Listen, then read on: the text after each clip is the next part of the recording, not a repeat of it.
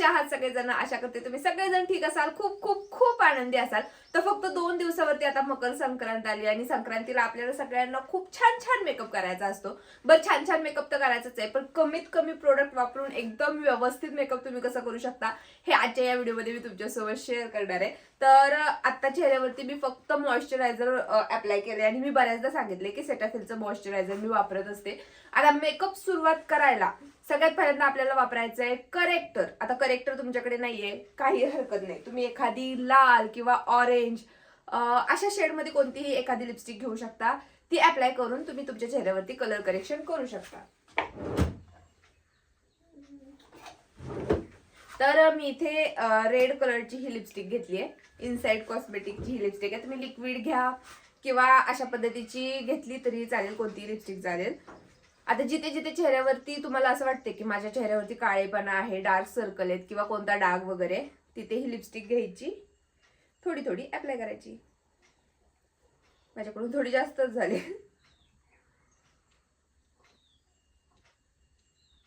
आणि काही जणांना असं वाटतं की नाहीये माझ्या चेहऱ्यावरती काही डाग, पण ज्यावेळेस आपण एक व्यवस्थित मेकअप वगैरे करतो आणि कुठे जातो, काही वेळानंतर असं काळा पडायला लागतो ना मेकअप, तर तसं होऊ नये यासाठी आपल्याला कलर करेक्शनचा वापर करायचा असतो. तर इथे लिपस्टिक मी वापरली आहे आणि आता 2च दिवसावरती संक्रांत आहे, त्यामुळे तुम्ही नाही घेऊ शकणार, पण तुम्ही एखादं छानसं करेक्टर घेऊन ठेवा. आता ते खूप महाग असेल असं नाही.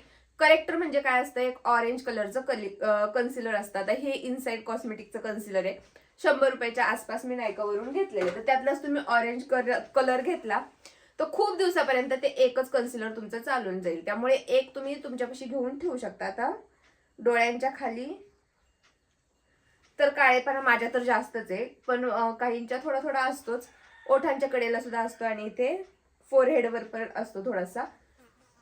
तर इथे जिथे जिथे असेल तिथे तिथे मी ही लिपस्टिक वापरून घेतली आहे. आणि इथे नाकावरती पण ना थोडासा मला डाग आहे, तर इथे पण थोडीशी ही लिपस्टिक अप्लाय करून घेते. पीची टोन असेल तर असे थोडेसे डार्केस्ट ऑरेंज रेड अशा शेडमध्ये कोणतीही एक लिपस्टिक तुम्ही लावून घेऊ शकता.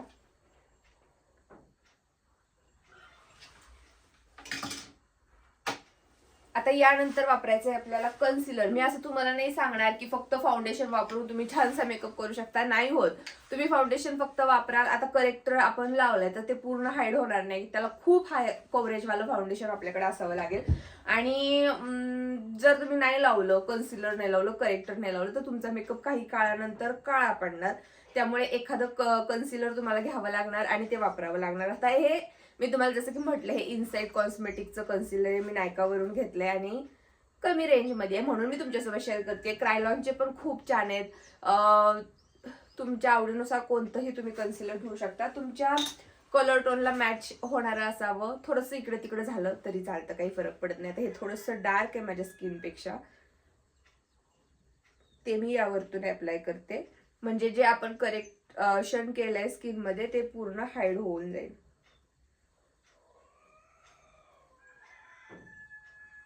आणि एकदम अलगद हाताने हे करायचं, असं पुसून पुसून करायचं नाही, डॅब डॅब मोशन मध्ये कन्सिलर वापरून घ्यायचं. आता हे रेड म्हणजे थोडंसं डार्क कलर आहे आणि तो हाईड करण्यासाठी जास्त कन्सिलरचा वापर करावा लागतोय. नाहीतर जर आपण ऑरेंज घेतला ना तर पटकन ते हाईड होऊन जातं.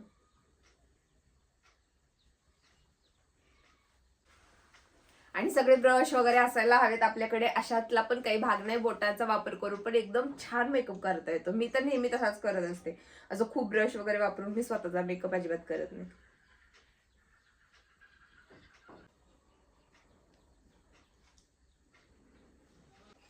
करेक्टर वापरलं, कन्सिलर वापरलं, त्यानंतर आपल्याला फाउंडेशन वापरायचंय. आता मी फॉरएव्हर 52 चे फाउंडेशन वापरते. आणि कोणते बाकीचे प्रोडक्ट तुम्ही कोणत्याही क्वालिटीचे कोणत्याही कंपनीचे घेतले तरी काही फरक पडत नाही, पण जे फाउंडेशन आहे ना ते एकच फाउंडेशन किंवा जे तुमचा शेड आहे तो पण चांगल्या क्वालिटीचे एक फाउंडेशन घेऊन ठेवा, त्यावरतीच आपला संपूर्ण मेकअप डिपेंड असणार आहे. तर फॉरएव्हर 52 चे हे आहे FLF 4 आणि 7, हे 2 कलर मी मिक्स करते आणि तो माझा शेड तयार होतो. जो 4 आहे तो डार्क आहे आणि 7 जो आहे तो थोडासा लाइटर शेड आहे. आता हे दोन्ही मी मिक्स करते आणि मग मला असं वाटतं की परफेक्ट शेड माझा तयार होतो. हे मिक्स करते आणि आता ना मी हे ब्युटी ब्लेंडरने अप्लाय करणार आहे.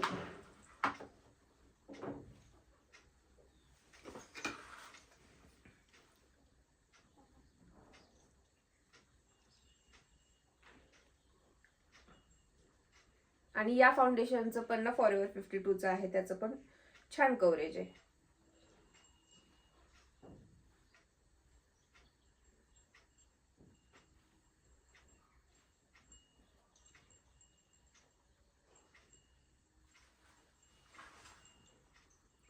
आपण जर करेक्टर कन्सिलर नाही वापरलं आणि डायरेक्ट असं फाउंडेशन वापरलं ना, तर केल्या केल्या आपला मेकअप छान दिसतो, पण थोड्या वेळानंतर तो खराब दिसायला लागतो. त्यामुळं ह्या सगळ्या स्टेप आपण व्यवस्थित फॉलो करायला हव्यात.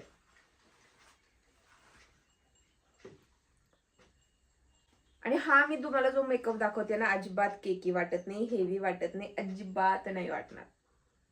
एकदम परफेक्ट मला मॅच होणारा शेड झालाय ना हा तयार. आता थोडं थोडं मानेला अप्लाय केलं, कानाला अप्लाय केलं आणि काही जण आता हातावरून बघून किंवा मानेला बघून असं गेस करतात की मेकअप पांढरा झालाय किंवा असं तसं. पण जरी आपण मेकअप केलेला नसेल आणि पाहिलं तरी पण आपल्या चेहऱ्याचा कलर थोडासा हातापेक्षा मानेपेक्षा थोडासा डिफरंटच दिसतो. त्यामुळे एवढं बारीक तर आपण नाही लक्ष दिलं पाहिजे. व्यवस्थित सगळीकडे ब्लेंड करून घ्यायचं, फाउंडेशन चेक करून घ्यायचं. आता फाउंडेशन वापरून झाल्यानंतर याला सेट करायचंय आपल्याला, आणि त्यासाठी तुम्ही कॉम्पॅक्ट पावडरचा वापर करू शकता किंवा ट्रान्सलुसंट पावडरचा वापर करू शकता. तर मी इथे ट्रान्सलुसंट पावडर वापरते.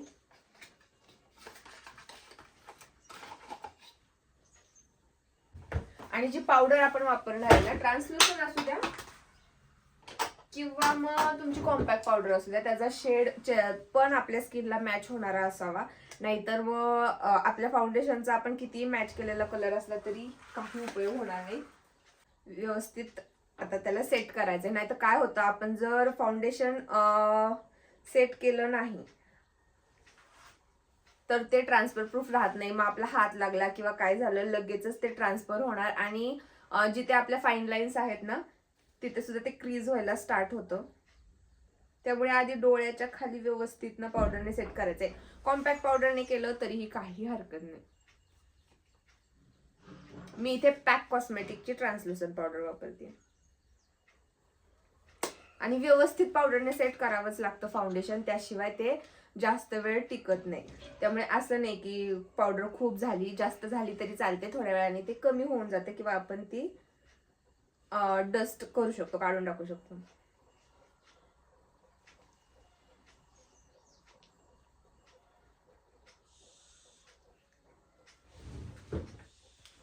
जास्त जी काही पावडर झाली ना ती मी ब्रशने अशी काढून घेते.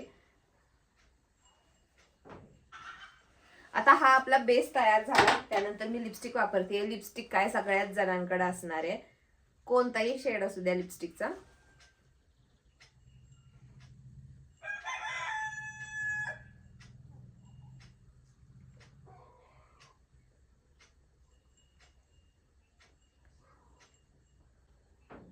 आता ही जी लिपस्टिक आहे माझ्याकडे, ही फेसेस कॅनडाची लिपस्टिक आहे. हा कोणताही स्पॉन्सर व्हिडिओ नाहीये. माझ्याकडे जे प्रोडक्ट आहेत ते मी तुम्हाला दाखवते. आणि खूप जण कमेंट करतात की कोणते प्रोडक्ट वापरले तर ते सांग, तर त्यामुळे मी सगळे प्रोडक्ट सांगते. तर हेच जे लिपस्टिक आहे ना, ब्लशर म्हणून अप्लाय करते आणि आय शॅडो म्हणून पण हेच करते, कारण प्रत्येक जणाकडे हे सगळे प्रोडक्ट असतील असं नाही. तर व्यवस्थित ब्लेंड करायचं हे लावल्यानंतर. बहुतेक ही स्टेप ना आपण पावडर लावण्याआधी करायला हवी होती.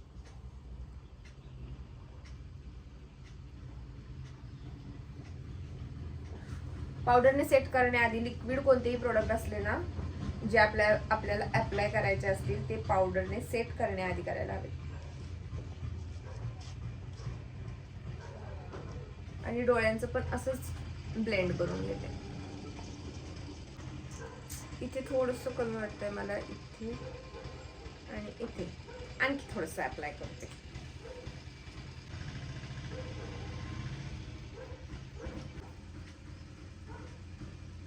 आधी टिकली लावून घेते माझी. तर आता आधी बाकीच्या डोळ्यांचा मेकअप करून घेते. हे प्रोडक्ट पण मला वाटते आता सगळ्यांकडे असतात. मस्कारा आहे, आयलायनर आहे आणि काजळ आहे. जर तुमच्याकडे हे असेल आयलॅश कर्लर तर थोडंसं कर्ल करून घ्या. एक मस्त असं थोडंसं डिफाईन लुक येतो आयलॅशेसचा.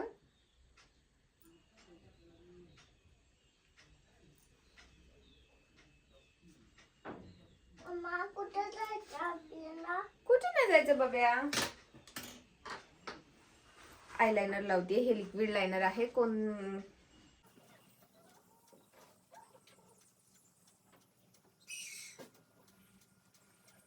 आणि प्रॅक्टिस केली ना थोडीशी तर जमते इझिली आयलाइनर पण अप्लाय करायला. त्यानंतर वापरते मस्कारा.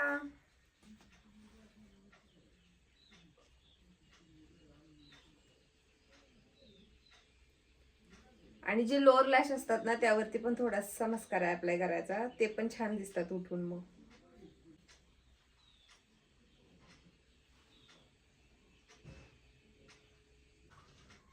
आता तुम्हाला हवा असेल तर एवढा मेकअप तुम्ही ठेवला तरी चालू शकतो.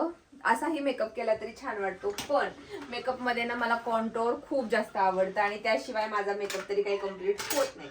आता कॉन्टोर म्हणजे काय असतं, कोणतंही थोडंसं आपल्या स्किन टोन पेक्षा डार्क आपल्याला एक कलरचं कॉन्टोर पॅलेट घ्यायचं. आय शॅडो पॅलेट असेल त्यातला थोडासा ब्राउनिश शेड घेतला तरी चालतो आणि असं थोडंसं घेऊन नाकाला शेप द्यायचा. आता तुम्हाला डिफरन्स दिसेल नाकाचा. मग एकदम सरळ असल्यासारखं नाक वाटायला लागतं आणि इथे पण थोडंसं करून घ्यायचं म्हणजे शेप छान दिसतो. असा स्लिम शेप दिसतो चेहऱ्याचा.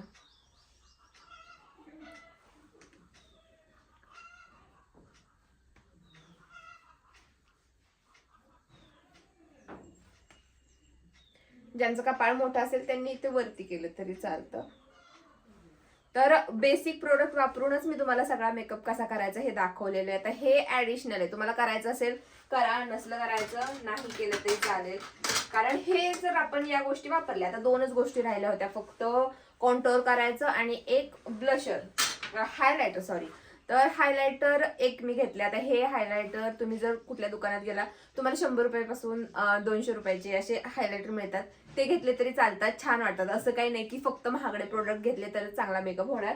आणि हे सगळे प्रोडक्ट असतील किंवा काही कमी किमतीचे प्रोडक्ट असतील चांगले असतील ते सुद्धा मी सगळे प्रोडक्ट टॅग करते. तुम्हाला हवं असेल तर तुम्ही तिथे जाऊन चेक करू शकता. त्याच्या लिंक्स तिथे दिले. सॉरी हा दुसरा ब्रश घेतला. हा एक ब्रश आणि याला ब्रश लागणार आपल्याला, किंवा तुम्ही असं बोटाने केलं तरी चालेल, पण ब्रशने ना एकदम व्यवस्थित ते ब्लेंड करता येतं आणि अशी शाईन येते चेहऱ्यावरती. असा ग्लो असतो ना जो आपल्या चेहऱ्यावरती ग्लो येतो, चमक येते, तर ती याने येते. त्याच्यामुळे हायलायटर वापरायचं.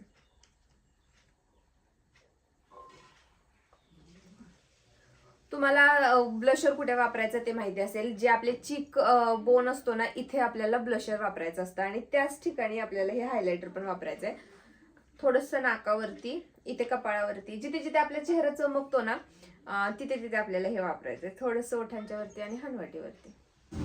आता आपले डोळे ना थोडेसे ओपन ओपन वाटावेत यासाठी इथे डोळ्यांच्या पुढे पण थोडंसं हे हायलायटर लावायचं आणि आयब्रोच्या खाली.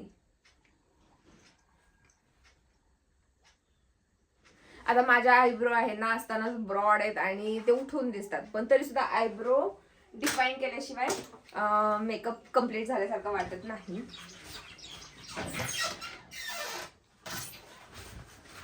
मी तसं तर वापरत नाही ही आयब्रो पेन्सिल. मी ब्राऊन आय शॅडोनेच आयब्रो माझे डिफाईन करत असते. पण आता दाखवते बऱ्याचशा लेडीजकडे आयब्रो पेन्सिलच असते, पण एकदम अलगत हाताने हे करायचं, नाही तर खूप डार्क जर आयब्रो केला ना तर ते अजिबात नॅचरल वाटत नाहीत आणि ते काहीतरी केल्यासारखं दिसतं. त्यामुळे एकदम हलक्या हाताने त्यांना शेप देऊन घेते.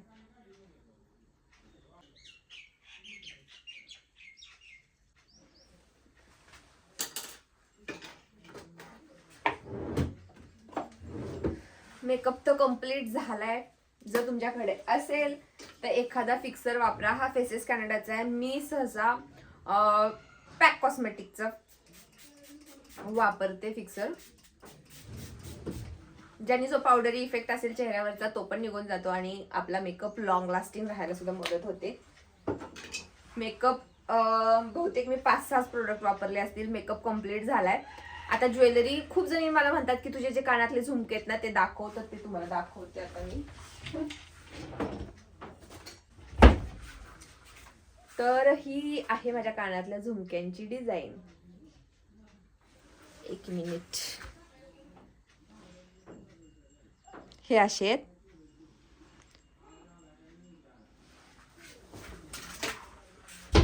हे जे झुमके आहेत ना, मी हे बारामतीतून घेतलेत आणि म्हणतात ना 1 ग्रॅम कोटिंग वाले किंवा पॉलिश वाले, तर तसं काही ते एक शॉप होतं आणि तिथे मी हे घेतले. तर त्यांच्याकडे ऑफर होती की 1,500 रुपयाला हे कानातलं वर्षामध्ये तुम्ही चेंज करू शकता, हे देऊन दुसरं घेऊ शकता वगैरे वगैरे. पण मी त्यांना म्हटलं किंवा बार्गेनिंग करायची माझ्याकडे अजिबात स्किल नाहीये, पण हे कानातलं घेताना मी कसं काय त्यांना म्हटले काय माहिती. म्हटलं मला चेंज करू नको, काही नको, मी हे कानातलं घेते, पण मला 500 रुपयाला हे कानातलं तुम्ही द्या. आणि त्यांनी मला दिलं. तर हे 500 रुपयाला मला कानातलं मिळाले आणि खूप छान डिझाईन आहे त्याची, एकदम नाजूक आणि सोबर वाटते.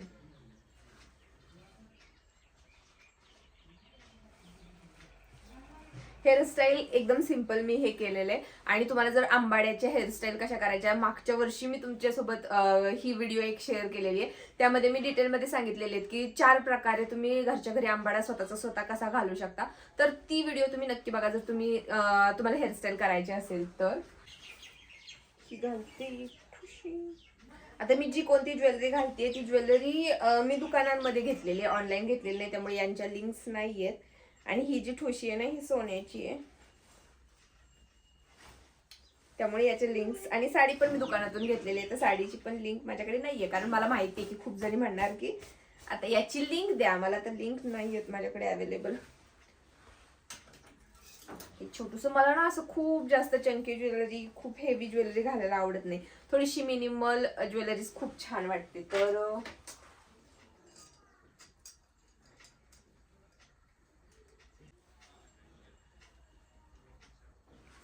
कानातले घातले, ठुशी घातली, हे मंगळसूत्र घातलं आणि बांगड्या, झाला आपला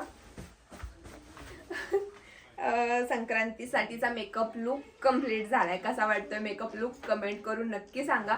आणि या संक्रांतीला अशा प्रकारे मेकअप तुम्ही नक्की करा. चला भेटू नेक्स्ट व्लॉग मध्ये, तोपर्यंत बाय.